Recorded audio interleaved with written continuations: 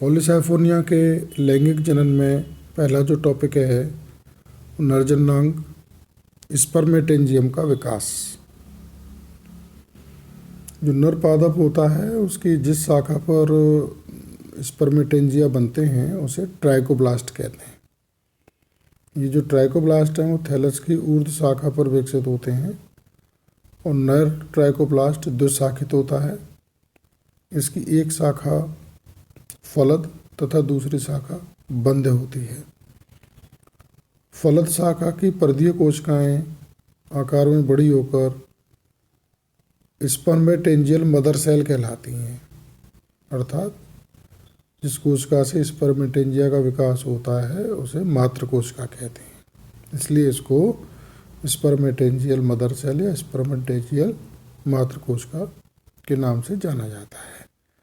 प्रत्येक स्पर्मेटेंजियल मदर कोशिका विभाजित होकर 2 से 4 अचल पुंगड़ू बनाती है।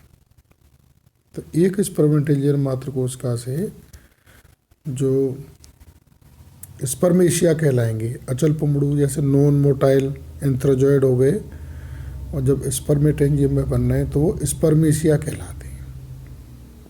आपको यहाँ याद रखना है कि एक स्पर्मेटेंजियल मदर सेल से 2 मिनिमम और मैक्सिमम 4 स्पर्मेशिया विकसित होते हैं। प्रत्येक पुंगड़ू एक कोशिकीय, एक केंद्रकीय गोलाकार संरचना होती है जो कि हल्के पीले रंग की होती है। राइट। दूसरा है मादा जननांग का विकास। मादा जननांग प्रोकार्प कहलाता है जो कि मादा पादप के शीर्ष पर स्थित मादा ट्राइकोब्लास्ट से विकसित होता है। मादा ट्राइकोब्लास्ट की परिधीय कोशिका विभाजित होकर एक सहायक कोशिका बनाती है, सपोर्ट सेल। यह सहायक कोशिका कई बार विभाजित होकर 3 से 4 कोशिकीय तंतु बनाती है जिसे कार्पोगोनियल तंतु कहते हैं, कार्पोगोनियल फिलामेंट। आप यहाँ देख रहे हैं कि इस चैप्टर में जटिल और नई शब्दावली बार बार आ रही है जो कि आपको याद रखनी है। इस कार्पोगोनियल तंतु की शीर्ष कोशिका रूपांतरित होकर प्रोकार्प बन जाती है। प्रोकार्प एक फ्लास्क के समान संरचना होती है। इसका आधारी भाग गोल तथा फूला हुआ होता है जिसे कार्पोगोनियम कहते हैं,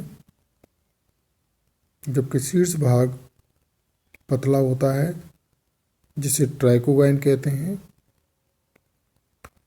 अब आपको यहाँ याद रखने वाली बात है, एक जो प्रोकार्प है वो 2 भागों से मिलकर बटा होता है या 2 भागों में विभेदित होता है। पहला भाग आधारीय प्रोकार्प और शीर्ष भाग पतला ट्राइकोगाइन कहलाता है। इस स्थिति में सहायक कोशिका के विभाजन से आधारीय बंध तंतु कोशिका आधार की ओर बनती है तथा पार्श्व में एक पार्श्व बंध तंतु प्रारंभिक कोशिका बनती है।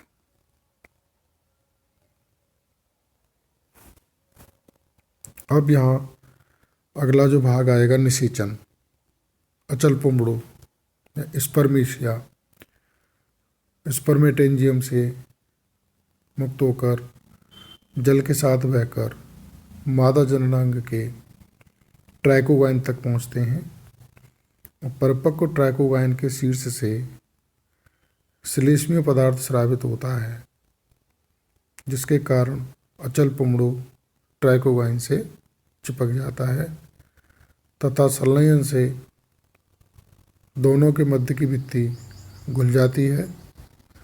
पुंगड़ू का केंद्रक ट्राइकोगाइन से होता हुआ कार्पोगोनियम में पहुंचकर मादा केंद्रक से संलयित होकर दुगुड़ित युग्मनज बनाता है। सबसे जो महत्वपूर्ण भाग है जनन का, विशेषकर लैंगिक जनन का, वह है निषेचन, फर्टिलाइजेशन के पश्चात परिवर्तन। इसे अंग्रेजी में पोस्ट फर्टिलाइजेशन चेंजेस कहते हैं। निषेचन हो गया, उसके बाद क्या क्या परिवर्तन होंगे वो हमें यहाँ देखना है।